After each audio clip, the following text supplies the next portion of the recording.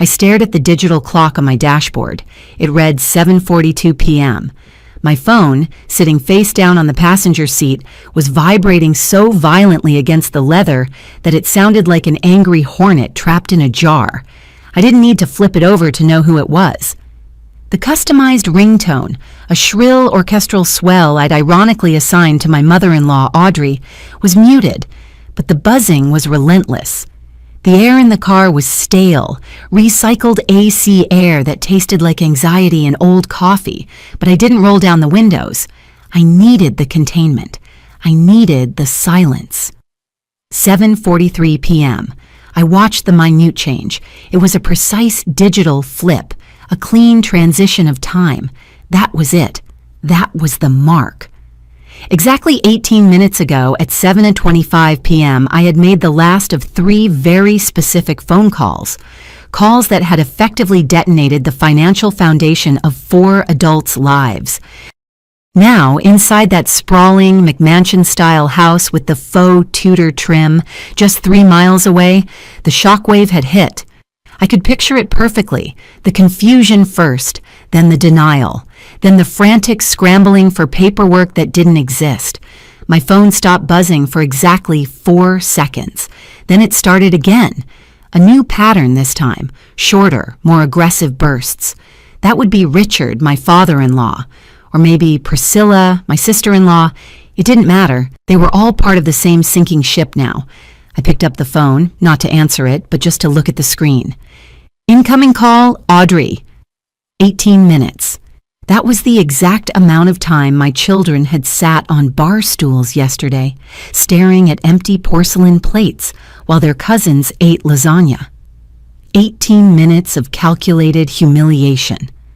I let the call roll to voicemail. I imagined Audrey's voice on the other end, high-pitched, breathless, probably verging on that fake hyperventilation she used whenever a waiter got her order wrong. She would be saying there was a mistake. She would be saying the bank had a glitch. She had no idea that the glitch was me. I sat there, parked in the shadowed corner of a Target parking lot, watching a woman load agonizingly slow bags of potting soil into her trunk, and I felt nothing. No guilt. No panic, just the cold mathematical satisfaction of an equation finally balancing out. The phone buzzed again, a text message this time.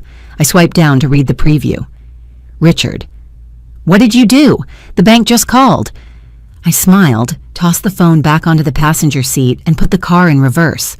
If you're watching this video, tell me where you're from or what time it is for you. To understand why I just nuked my in-laws' credit scores, you have to understand the smell of that house yesterday evening. It was 7:15 p.m. on a Tuesday. I was running late from work, classic corporate hostage situation where a client decides that 4:55 p.m. is the perfect time to pivot the entire project strategy. I had texted Audrey at 4:30 p.m., begging her to pick up my kids, Maya, 9, and Ethan, 7, from summer camp. She had texted back instantly, "Of course, would love to spend the extra time with them." That should have been my first red flag. Audrey never volunteered for extra time with my kids. She usually had a migraine, or her sciatica was flaring up, or she had a sudden urgent need to reorganize her spice rack. But I was too desperate and exhausted to question it.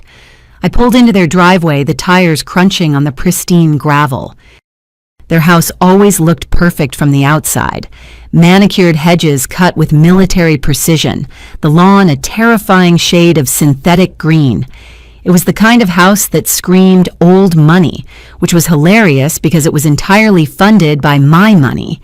I unlocked the front door with the key they'd given me 6 years ago during a welcome to the family ceremony that felt more like an induction into a cult. Immediately, the smell hit me. Rich, slow-cooked tomato sauce, garlic frying in butter, fresh basil, the kind of smell that makes your mouth water instantly, triggering that primal hunger response. My stomach actually growled audibly as I stepped into the foyer. I hadn't eaten since a granola bar at 10 a.m., and I thought, naively, stupidly, that maybe Audrey had made enough for me. I followed the sound of laughter down the hallway. It wasn't unified laughter, though. It was fractured. Distinct sounds coming from distinct zones. When I walked into the open-plan kitchen and dining area, the scene froze. It was like walking onto a stage where the actors had forgotten they had an audience. To my right, in the formal dining room, sat the royal family. Priscilla, my sister-in-law, was lounging at the mahogany table, scrolling through TikTok on her phone with one hand and sipping lemonade with the other. Her two kids, Haley, 10, and Lucas, 8, were feasting. I mean, feasting. They had the good china, the Wedgwood plates with the floral pattern that Audrey usually threatened to kill us if we touched. Their plates were piled high with lasagna, thick layers of pasta, bubbling cheese, meat sauce sliding off the sides. They had garlic bread in a wicker basket. They had cloth napkins tucked into their shirts. Audrey was standing over them, holding a ceramic serving dish, spooning a third massive helping onto Haley's plate. She was beaming, looking like the grandmother in a pasta sauce commercial. Then I looked to my left. 15 feet away at the kitchen island sat my children. Maya and Ethan were perched on those uncomfortable backless bar stools. In front of them were two small white appetizer plates. The plates were empty, bone dry, not even a smear of sauce, not a crumb of bread. They weren't eating.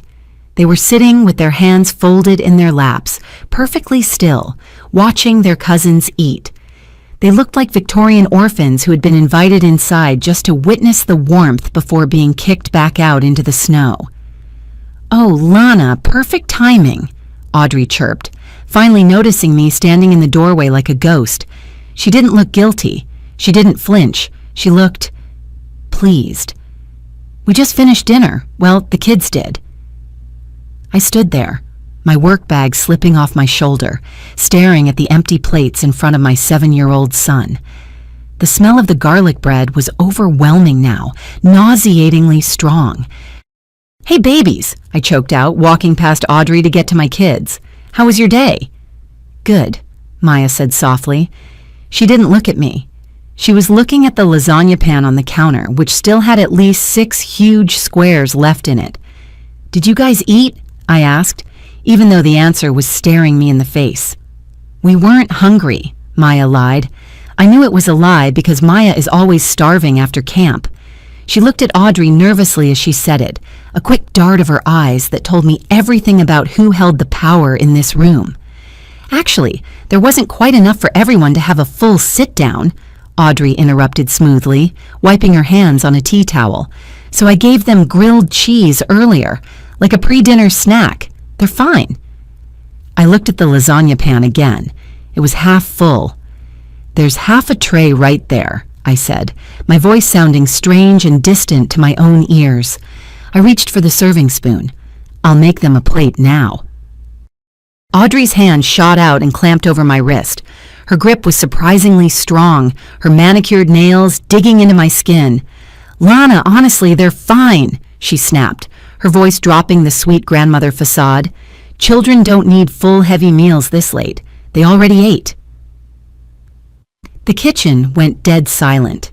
Even Priscilla stopped scrolling through her phone. The only sound was the fork scraping against Haley's plate as she shoveled another bite of cheesy pasta into her mouth. I pulled my wrist away from Audrey's grip.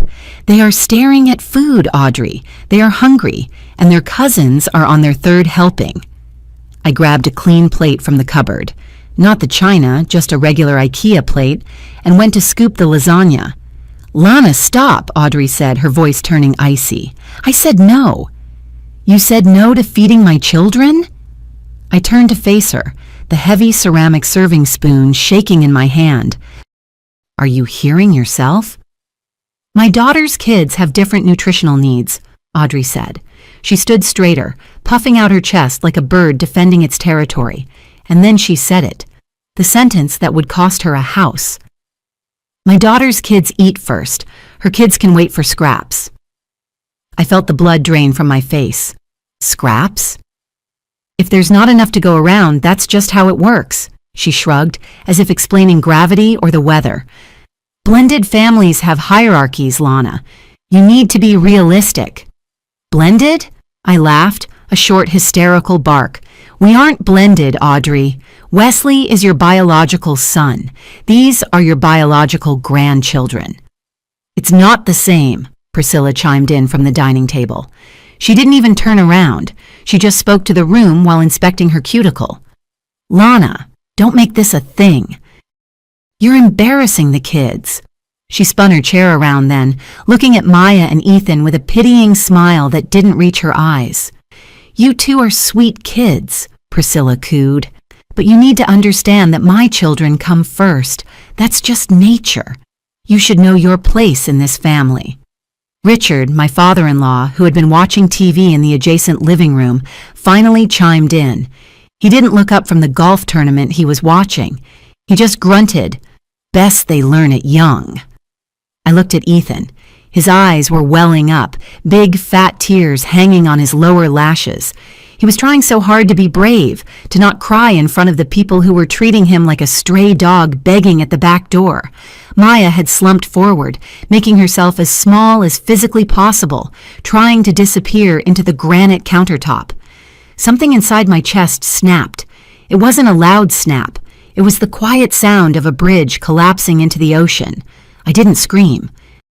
I didn't throw the lasagna at the wall, although the urge was so strong my fingers were twitching. I needed to get them out. Now. Get your backpacks, I said. My voice was terrifyingly calm. Now. Leah, don't be dramatic, Audrey scoffed, turning back to the sink. We can talk about this like adults. We're done talking, I said. I grabbed the plate of lasagna I had managed to scoop, a messy, cold square, and shoved it into the microwave. I punched the buttons. 2 hour. Start. What are you doing? Audrey demanded. I thought you were leaving. My children are going to eat, I said, staring at the spinning numbers. They aren't going to be rushed out the door hungry like I'm ashamed of them. They are going to eat warm food and then we are leaving. The 2 minutes felt like 2 hours. Nobody moved. The microwave hummed, the only sound in the tension-filled room. When it beeped, I took the plate out. I cut the lasagna in half, put the pieces on 2 paper towels because I didn't want to wash their dishes, and handed them to Maya and Ethan. Eat, I whispered. Take big bites. They ate standing up, wolfing it down like they hadn't seen food in days. You're twisting everything, Richard called out from the recliner, finally sensing the danger in the air. We love those kids. I didn't answer him. I wiped tomato sauce off Ethan's chin with my thumb. Let's go, I said. The walk to the car was silent. The buckling of seatbelts was silent. The backing out of the driveway was silent. I drove like a robot, hands at 10 and 2, staring straight ahead because if I looked in the rearview mirror, I knew I would lose it. The sun was setting, casting long orange shadows across the suburban streets, making everything look idyllic and golden. It felt like a lie. We made it about 3 blocks before the silence broke. Mom? It was Ethan. His voice was so small, barely audible over the hum of the engine. Yeah, buddy, I said, keeping my voice steady. Why don't Grandma and Grandpa love us as much as Haley and Lucas? The question hit me like a physical blow to the sternum. I gasped, actually gasping for air, and slammed on the brakes. I pulled the car violently over to the curb, narrowly missing a fire hydrant. I put the car in park and unbuckled my seatbelt, turning around to face them. Listen to me, I said, and I could feel the tears starting to spill over, hot and fast. That is not true. That is complicated adult stuff, but it is not about you. You are amazing. You are lovable. But Aunt Priscilla said we aren't blood family, Ethan said. He said it with the flat, factual tone of a news reporter. She said that's why we get scraps. She said that? I asked, my voice trembling. She used those words. She says it all the time, Maya whispered. She was looking out the window, tracing a pattern on the glass with her finger. Whenever you aren't there, she says Haley and Lucas are the gold standard and we are the leftovers. All the time? I choked out. Maya nodded. We thought We thought if we were good enough, they would stop. So we tried to be really quiet. We tried not to ask for things. I turned back around and gripped the steering wheel so hard the leather creaked. I felt bile rising in my throat. I opened the car door and dry heaved onto the grass of the parking strip. My body was rejecting the reality. For 6 years. For 6 years, I had been funding their lives. I paid their mortgage. I paid for Richard's truck. I paid for Priscilla's legal fees for her custody battle. I paid for the roof over the very kitchen where my children were told to eat scraps. And all that time, while I was writing checks and thinking I was buying my way into a family, they were systematically teaching my children that they were worthless. I wiped my mouth with the back of my hand and spat onto the grass. I took a deep breath. "Are we in trouble?" Ethan asked from the back, terrified. "No," I said. I pulled the door shut and wiped my eyes. The sadness was evaporating, replaced by something colder, something sharper. "No, you are not in trouble. Nobody is ever going to treat you like that again. I promise." I put the car in drive. I stopped crying. When we walked into our house, the smell of burnt onions greeted us. Wesley was in the kitchen, frantically scraping a pan over the sink. He looked up, smiling, completely oblivious to the fact that his wife had just driven home seeing red. "Hey, dinner got a little crispy, but it's salvageable," he said, wiping his hands on an apron. "How was camp? How are the folks?" The kids walked right past him without a word and went upstairs. Their footsteps were heavy, trudging. Wesley's smile faltered. "Okay. Tough day?" I dropped my bag on the counter with a heavy thud. "Sit down, Wesley." "Lana, what's wrong? You look like you saw a ghost." "I saw your mother tell our children to wait for scraps while Priscilla's kids ate lasagna." Wesley blinked. He actually laughed, a nervous little chuckle. "What?" "No, she didn't. You're hearing things." She said, "My daughter's kids eat first. Her kids can wait for scraps." Verbatim. Then Priscilla told Ethan he needs to know his place because he isn't blood. Wesley sighed and ran a hand through his hair, a gesture he always used when he wanted to avoid a fight. He turned back to the stove. "Lana, you know how Mom is. She has no filter. She probably meant scraps, like leftovers, like wait for the second round. You're being dramatic." Dramatic? I walked around the island and got in his face. Ethan asked me in the car why they don't love him. Maya told me this happens all the time. They call Priscilla's kids the gold standard and ours the leftovers. They're just proud of Priscilla's kids because, well, you know, the divorce was hard on them, Wesley stammered. Mom is just protective. She doesn't mean it maliciously. It's just family dynamics. It's complicated. It's not complicated, Wesley. It's abusive. Don't use that word, he snapped, finally getting defensive. They love us. They rely on us. Look at everything they do. Everything they do? I cut him off. Name one thing. Name one thing they have done for us in the last year that didn't involve asking for money. They host Sunday dinner, where I cook, and where my children apparently aren't allowed to eat until the blood relatives are full. You're blowing this out of proportion, he said, turning off the burner. I'll call Mom tomorrow and smooth it over. She probably feels bad already. She just gets stressed hosting. I looked at him. Really looked at him. He wasn't malicious. He was just weak. He'd been trained like a circus animal for 34 years to jump through hoops to keep his mother happy. He genuinely couldn't see it. Do not call her, I said quietly. Lana, come on, we can't hold a grudge. Dad's truck needs new tires next week, remember? We promised to help. If we start a war, it just makes everything harder. That was the moment. He didn't ask if the kids were okay. He brought up the truck. You're right, I said. I felt a strange calm wash over me. We shouldn't start a war tonight. Exactly, he exhaled, looking relieved. Let's just eat this burnt stir-fry and relax. I'm going to the office, I said. I have some work to catch up on. I didn't go to my work office. I went to our home office and locked the door. My hands were shaking as I knelt before the filing cabinet.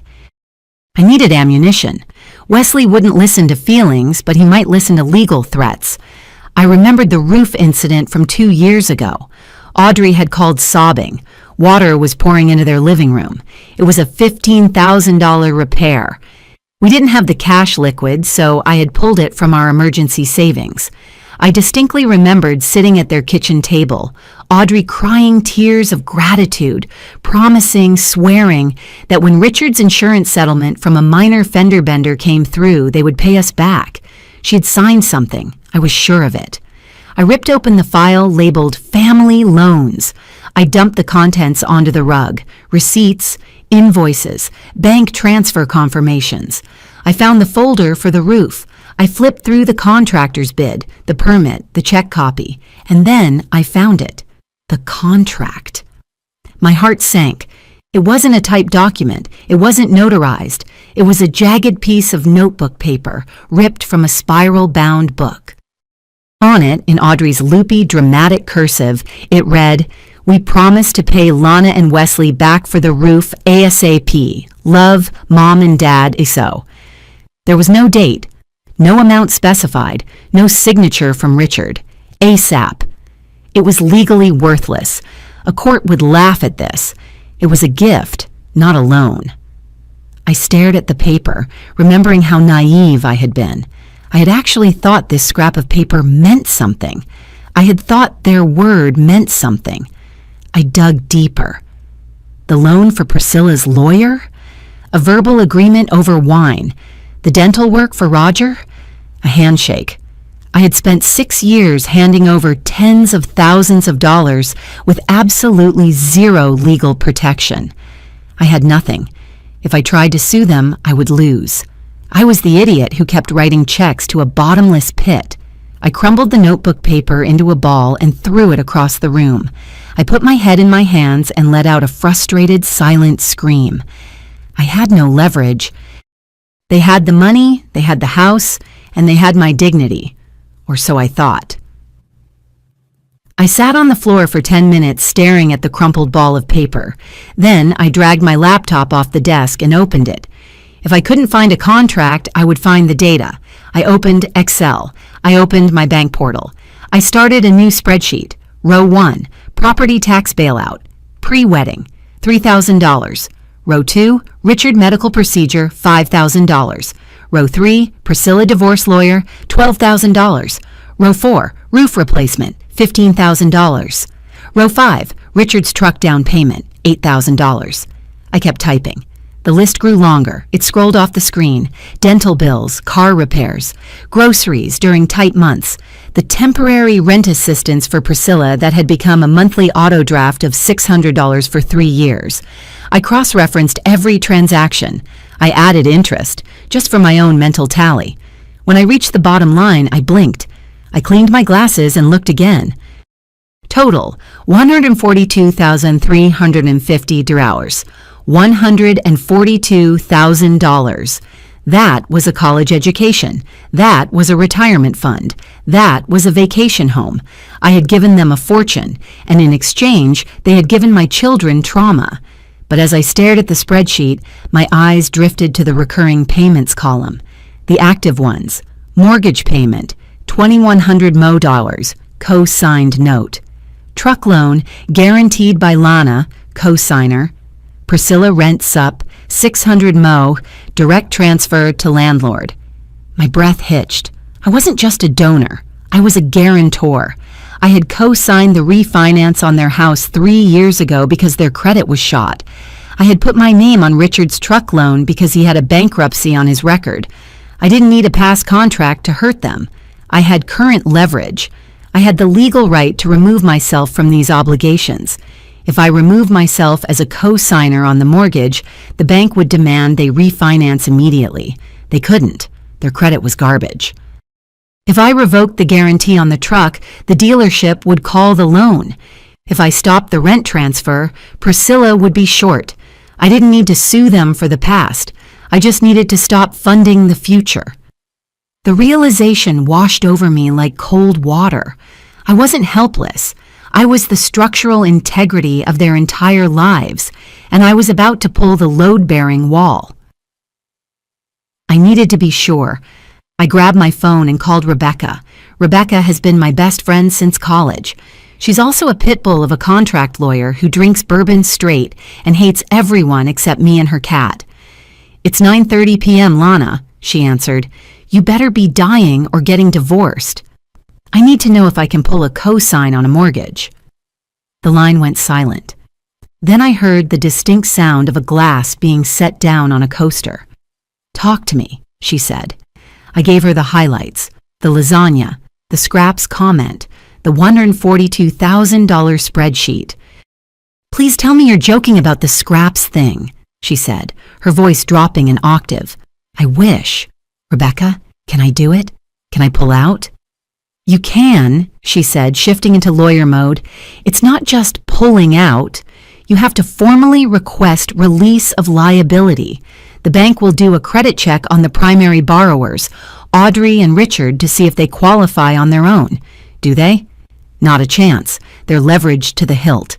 Then the bank will deny the release unless you force a sale or, well, if the bank realizes the loan is toxic without you, they might demand a refinance within 90 days. If they can't refinance, the bank initiates foreclosure. And the truck? Easier. Written notice to the lender that you are withdrawing your guarantee. They'll give Richard 30 days to find a new guarantor or pay the note in full. If he can't, Repo Man comes. And the rent? That's just a gift. Stop paying it today. "Okay," I said. "I'm going to do it." "Lana, listen to me," Rebecca said, her voice serious. "This isn't a slap on the wrist. This is financial homicide. If you do this, they will lose the house. They will lose the car. Priscilla might get evicted. This is the nuclear option. There is no coming back from this. Thanksgiving is canceled forever." I looked at the empty lasagna pan sitting in my sink, the one I had brought home to wash because I was so conditioned to be the maid. "They told my 7-year-old he wasn't blood," I said. "Light the fuse." The next morning, I took the day off work. I told Wesley I was sick. He bought it because I looked terrible. Puffy eyes, pale skin. He left for school, he's a teacher, with a kiss on my forehead, still thinking we were going to smooth things over with his mom later. I drove to the bank to sign the notary papers for the mortgage release request. As I was walking out of the bank branch, blinking in the harsh sunlight, I heard a voice. "Lana, is that you, dear?" I froze. It was Mrs. Gable. She lived 2 doors down from Audrey and Richard. She was the neighborhood watch captain and the biggest gossip in the tri-state area. "Hi, Mrs. Gable," I forced a smile. "Just running errands." "Oh, you poor thing," she said, putting a hand on my arm. She leaned in close, smelling of lilacs and hairspray. "I saw the kids yesterday, when Audrey was loading up the car for the park." "The park?" I asked, confused. "What park?" "Oh, you didn't know?" Mrs. Gable's eyes widened with glee. "Yesterday afternoon, around 2 p.m., Audrey took Priscilla's 2 kids to the adventure park. You know, the expensive one with the trampolines? She told me she was home all day with a bad back," I whispered. "Bad back?" She was jumping on those trampolines like a teenager. Mrs. Gable laughed. "But that's not why I stopped you. I just wanted to say, you're a saint, honey. I don't know how you do it." "Do what?" "Let her talk about you the way she does. At the block party last weekend, she was telling everyone how she has you trained. Called you her, what was it? Her golden goose. Said she just has to squeeze a little and you lay an egg." Mrs. Gable patted my arm again. "I just think it's so Christian of you to turn the other cheek. Anyway, tell Wesley I said hello." She walked away, leaving me standing on the sidewalk. A golden goose. She didn't just use me. She mocked me to the neighbors while spending my money. Any lingering doubt I had, any tiny voice saying maybe this is too harsh, evaporated. I didn't just want to stop the money. I wanted to burn the farm down. I went home. I sat at my kitchen table. I lined up 3 Post-it notes. 1. mortgage, 2 truck, 3 landlord. It was 7:23 p.m. I wanted to time this perfectly. I picked up the phone. Call 1, the mortgage bank. I had already faxed the signed notary papers from the branch. I was just calling to confirm receipt. Yes, ma'am, the agent said. We have received your request for removal as co-signer. We will be sending a notice of acceleration to the primary borrowers, requiring them to refinance within 90 days. A letter will go out to them tomorrow. Thank you, I said. Please ensure they are notified by phone as well. We usually call within 24 hours. Perfect. Call 2, the dealership finance office. This is Lana. I am exercising the clause in my guarantee agreement to withdraw support for loan YE8432B. Okay, Miss Lana, you know this triggers a default notice for Mr. Richard? I am aware. Please proceed. Call 3, Frank, Priscilla's landlord. Hi, Frank, it's Lana. Hey, Lana, rent check coming early? No, Frank. I'm calling to tell you I won't be sending the supplemental $600 anymore, effective immediately.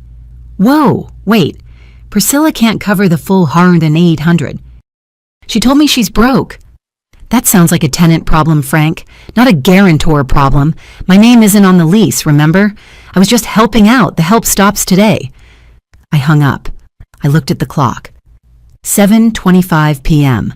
I set the timer on my phone, 18 EO. I walked out to my car to wait. I wanted to be alone when the world ended. My phone screen lit up, 7:43 p.m., exactly 18 minutes. I stared at the name Audrey flashing on the screen. The timing was so precise it felt supernatural, but it wasn't magic. It was the predictably of bureaucracy. The automated systems I'd triggered, the mortgage alerts, the email notifications, had hit their inboxes. I pressed the green button and put it on speaker, setting the phone gently on the dashboard. Hello? I said.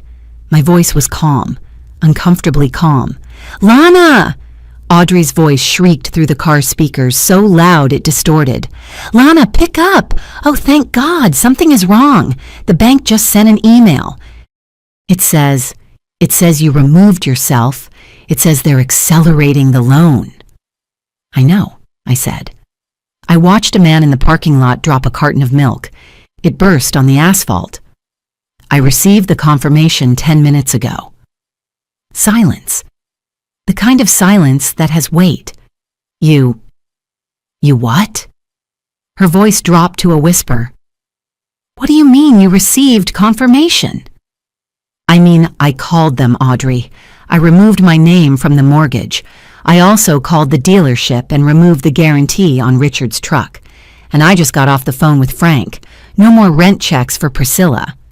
You can't do that, she stammered. Lana, are you insane? We'll lose the house. We can't refinance. Richard's credit score is... I know, I interrupted.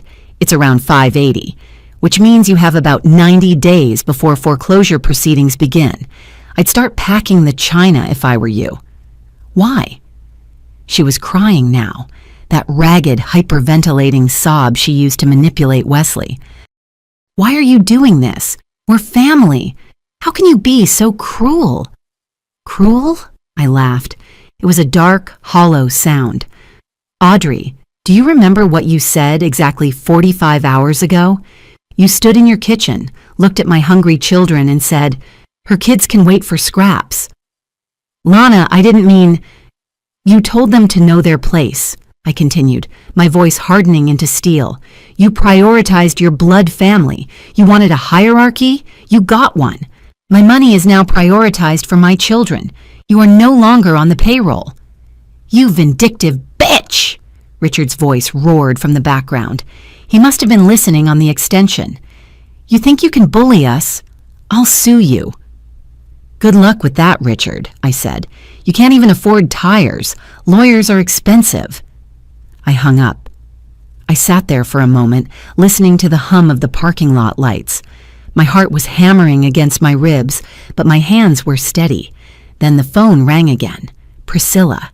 I let it ring. I wasn't ready for her yet. I put the car in drive and headed home. The war had officially begun. When I got home, the house was quiet. Too quiet.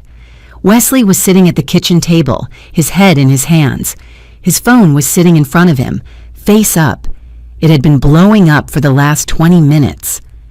"Lana," he said, looking up. His eyes were red. "Mom called. She's hysterical. She says you're trying to make them homeless. She says you've lost your mind."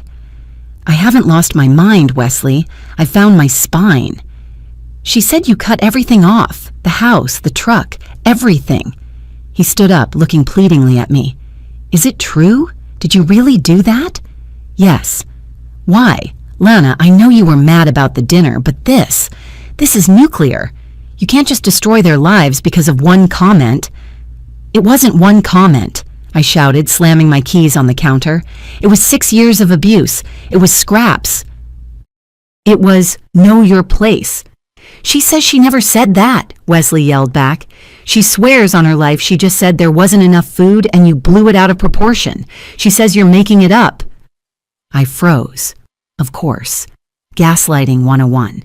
Deny reality. "I'm making it up?" I stared at him. "You believe her over me?" "I don't know what to believe. You're acting crazy, Lana. You just engaged in financial warfare." "I have proof," I said, remembering suddenly. "I recorded it." I fumbled for my phone. When I had walked into that kitchen yesterday, right before I put the lasagna in the microwave, I had hit record on my voice memos app. I did it instinctively, a habit from dealing with contractors at work. "Listen to this," I said, my thumb hovering over the file labeled Audrey Kitchen. I pressed play. Static. Just loud, hissing static. Then a burst of garbled noise. Then more static. My stomach dropped. The file was corrupted. Or maybe the phone had been in my pocket rubbing against the fabric. Or maybe the universe just hated me. "I don't hear anything," Wesley said softly. It didn't record properly," I whispered, staring at the screen in horror. "But she said it, Wes. I swear to God." "Lana," he sighed, the fight draining out of him. "I think you're stressed. I think you projected your insecurities onto them. Mom can be insensitive, yes, but she wouldn't starve our kids. You need to fix this. Call the bank back." He didn't believe me. Without the recording, it was my word against his mother's, and he had been programmed to believe his mother was a saint. I had lost the advantage. I had pulled the trigger, but now I looked like the villain. I needed him to hear it. I needed him to know I wasn't crazy. If I couldn't play a recording, I had to create a live one. "I'm not calling the bank," I said, looking at Wesley, "but I will call your father." "Good," Wesley said, relieved. "Talk to Dad. He'll be reasonable." "Reasonable," I muttered. I dialed Richard's number. I put the phone on the kitchen island and hit speaker. I turned the volume all the way up. "Wesley, come here," I signaled. "Just listen." Richard answered on the first ring. "You listen to me, you ungrateful little—" Richard started, his voice booming through the kitchen. "Richard," I said, cutting him off calmly, "I'm willing to discuss the truck loan, but I need to understand something first." Wesley took a step forward, his brow furrowed. "Understand what?" Richard snarled. "You need to understand that you are ruining this family." "I need to understand why you think it's okay to treat my children differently," I said, baiting the trap. "Why is it okay for Priscilla's kids to eat first? Why did you agree that my kids should know their place?" "Oh, for Christ's sake, Lana," Richard shouted. "Stop whining about the damn lasagna. We have a hierarchy. Priscilla's kids are blood. They carry the name. Your kids are... They're fine, but they aren't the priority. That's just nature." Wesley froze. His face went pale. "So you admit it?" I pushed. "You admit you think my children, Wesley's children, are less important because of... what, biology?" "They aren't the same," Richard screamed, fully taking the bait. "Priscilla is my girl. Her kids are pure family. You're just the bank account, Lana. That's your job. You pay the bills so the real family can live. Now fix the damn truck loan before I come over there and..." I hung up. The silence in the kitchen was deafening. Wesley was staring at the phone like it had just turned into a snake. "Real family," Wesley whispered. He said, "Real family." He said, "I'm just the bank account," I added softly, "and that our children aren't the priority." Wesley looked at me, and for the first time in 6 years, the fog in his eyes cleared. He didn't look like the dutiful son anymore. He looked like a man who had just been punched in the gut by his own father. "He said that," Wesley repeated. "I didn't make it up, Wes." He turned and walked out of the kitchen. I heard the back door open and close. He sat on the patio steps in the dark for 2 hours. I didn't go out. I let him grieve the parents he thought he had. The next day, the harassment moved from digital to physical. I was in a conference room giving a presentation on Q3 deliverables when my assistant, Sarah, cracked the door open. She looked terrified. "Lana, I'm so sorry," she whispered. "There is a woman in the lobby. She's screaming. She says she's your sister-in-law and she's making a scene." My blood ran cold. Priscilla. "Security?" I asked. "They're trying, but she's recording them with her phone and screaming about grandparent rights and eviction.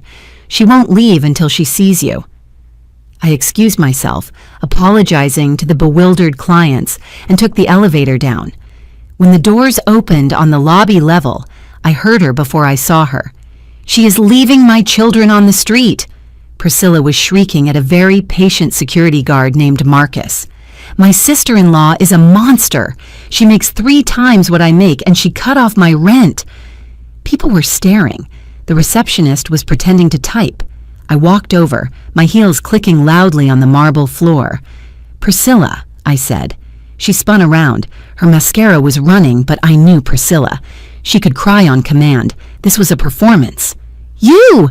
She pointed a shaking finger at me. "How could you? Frank called me. He said the rent check didn't come.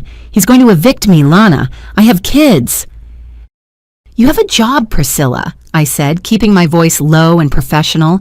"And you have a mother. Ask her." "Mom is losing her house because of you," she screamed. "You're destroying everyone. Harper and Lucas are going to be homeless because you're jealous." "Jealous?" I stepped closer, invading her personal space. "Priscilla, listen to me closely. You told my son he wasn't blood. You told him to know his place." "I was stressed," she wailed. "It was just a dinner." "No," I said. "It was a worldview. You think my children are second-class citizens? Well, second-class citizens don't pay first-class rent. Figure it out." "I'll lose custody," she hissed, dropping the volume so only I could hear. "If I lose the apartment, Jeremy's lawyer will take the kids." For a split second, I hesitated. The thought of those kids, even the gold standard kids, being separated from their mom was harsh. But then I remembered the smirk on Priscilla's face when she said, "They should know their place." "Then maybe you should have been nicer to the ATM," I said. I turned to Marcus. "Marcus, this woman is trespassing. Please remove her." "With pleasure, ma'am," Marcus said. Priscilla was still screaming as he guided her out the revolving doors. I smoothed my skirt, took a deep breath, and went back to my meeting.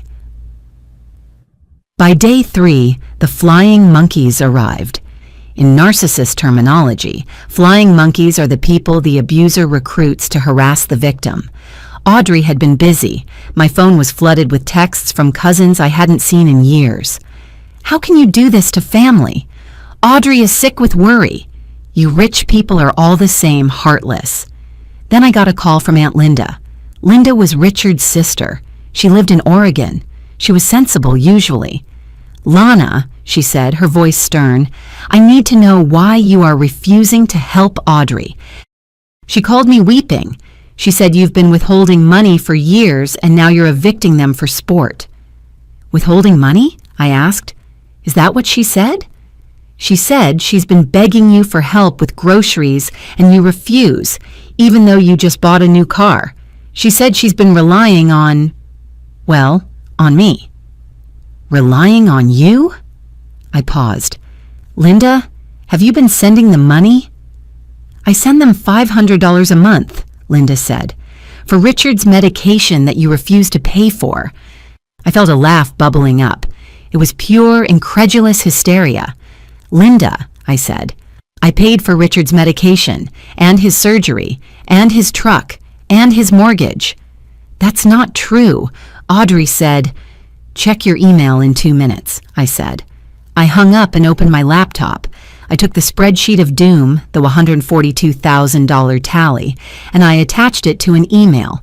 I also attached the bank statement showing the mortgage payments and the checks for Richard's medical bills. I sent it to Linda.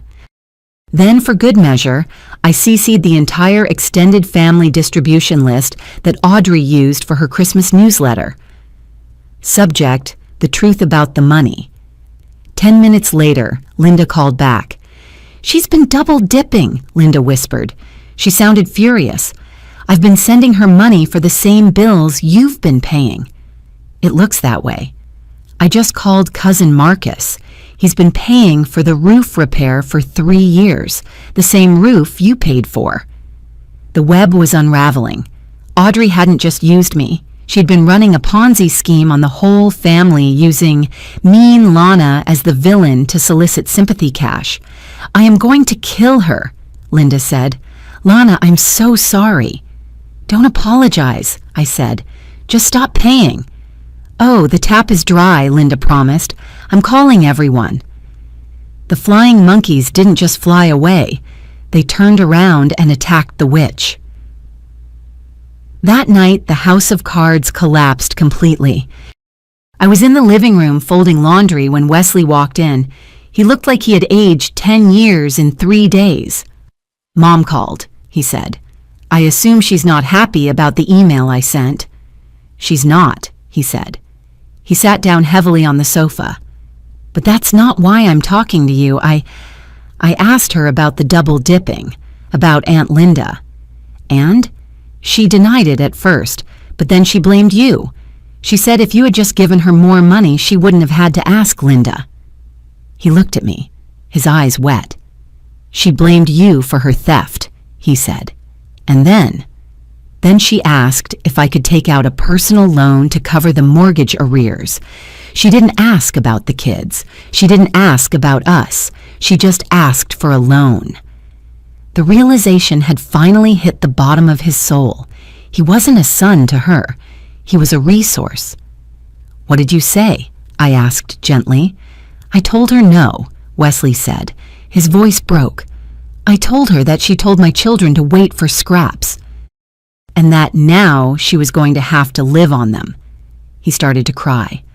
Ugly, heaving sobs, grieving the mother he wanted versus the monster he had. I sat next to him and held him. I didn't say I told you so. I just let him cry. I blocked her number, he whispered into my shoulder. I know, I said. I'm proud of you. 2 weeks later, on a Saturday, I was driving past the hardware store where Richard worked part-time. I shouldn't have looked. It was petty, but I looked. There was a tow truck in the parking lot. I pulled into the gas station across the street and watched. A large man in a jumpsuit was hooking chains up to Richard's Ford F-150, the truck I had guaranteed, the truck I had paid the down payment for. Richard was running out of the store in his orange vest. He was waving his arms, screaming. He tried to physically block the tow truck driver. It was pathetic. A 60-year-old man throwing a tantrum because he refused to pay his bills. I saw the tow driver hand him a paper. Richard crumpled it up and threw it on the ground. The truck lifted into the air. Richard kicked the tire of the tow truck, then grabbed his foot in pain. People were watching. Customers were filming. It was the public humiliation they had always feared. They were obsessed with appearances, with looking like the perfect wealthy family. Now, the whole town was watching their facade get towed away to an impound lot. I put my car in gear and drove away. It didn't feel like victory. It felt like cleaning out a septic tank. Necessary, but gross. 90 days passed. The foreclosure was swift. Without my income on the refinance application, the bank laughed at them. They had no savings. They had burned Linda and the other relatives. They lost the house. Wesley heard through a friend that they were moving. They found an apartment. It wasn't in the nice part of town. It was a 2-bedroom walk-up above a 24-hour laundromat next to the highway. Priscilla had to downsize too. She moved in with them. Picture that. Audrey, Richard, Priscilla, and Priscilla's 2 kids, all crammed into a 2-bedroom apartment with thin walls and the smell of industrial detergent wafting up through the floorboards. Audrey, who used to host high society bridge club. Richard, who needed his recliner. Priscilla, who needed her space. I imagined the dinner conversations. I imagined the fighting. Most of all, I imagined the meals. No more massive lasagnas. No more waste. They were living on a fixed income now. They were learning the value of $1 the hard way. They were finally eating the scraps. 4 months after the scraps dinner, a letter arrived. It was handwritten. No return address, but I recognized the handwriting instantly. It was Audrey's dramatic loops. I almost threw it away, but curiosity is a powerful drug. I opened it at the kitchen island, the same place where I used to write checks for them. Dear Lana, I have started this letter 12 times. You were right about everything. Living here, in this apartment, I've had a lot of time to think. We sold the dining table. It didn't fit in the kitchenette. We eat on the couch now. I wanted to hate you. For a long time, I did. I told everyone you were the devil, but nobody listened anymore. I realized something last night. I wasn't protecting the bloodline. I was jealous of you. You had the career I never had. You had the money I pretended to have. You had the control. And instead of being proud of you, I wanted to punish you for it. I wanted you to pay, literally, for making me feel small. I favored Priscilla's kids because they needed me. You didn't need me. Your kids didn't need me. You were self-sufficient, and I hated that. I am sorry. I don't expect you to forgive me. I just wanted you to know that you won. Audrey, I read it twice. You won. Even in her apology, she made it a competition. She still thought this was a game of winning and losing. She didn't understand that winning meant my children not having grandparents, that winning meant my husband having to orphan himself to protect his mental health. I didn't feel a surge of forgiveness. I felt clear. I folded the letter and put it in the recycling bin. I didn't need her apology. I had my life back. 6 months. That's how long it takes to form new habits. It was Tuesday night, pasta night. I stood in my kitchen, my paid-for kitchen, in my house that nobody could take away. I was stirring a pot of marinara sauce. The smell of garlic and basil filled the air, but this time it didn't smell like exclusion. It smelled like home. Mom, Ethan is hogging the garlic bread, Maya yelled from the dining room. I'm not, I'm just quality testing it, Ethan yelled back. I smiled. Wesley walked in carrying a salad bowl. He looked younger. The stress lines around his eyes had softened. He kissed my cheek. Smells good, he said. We sat down at the table. Just the 4 of us. There was no good china. There were no assigned seats. There was just food. I watched Ethan pile his plate high with spaghetti. I watched Maya laugh at something Wesley said, her mouth full of bread. Can I have seconds? Ethan asked, looking at me. You can have thirds, buddy, I said. There's plenty. I looked at the clock. 7:43 p.m. Exactly 6 months ago to the minute, my phone had rung in a Target parking lot. I had made a choice in that 18-minute window. I had chosen to burn down a toxic structure to save the foundation. It cost us $142,000. It cost us a relationship with 4 people. But looking at my kids, full, happy, and safe from the knowledge that anyone could ever consider them scraps, I knew the math worked out. It was the best money I ever spent. If this story resonated with you, leave a like and consider subscribing. You can also drop any comment below, even just one word. Maybe tell me where you're watching from, or what time it is right now. Sometimes one word is enough to say you were here,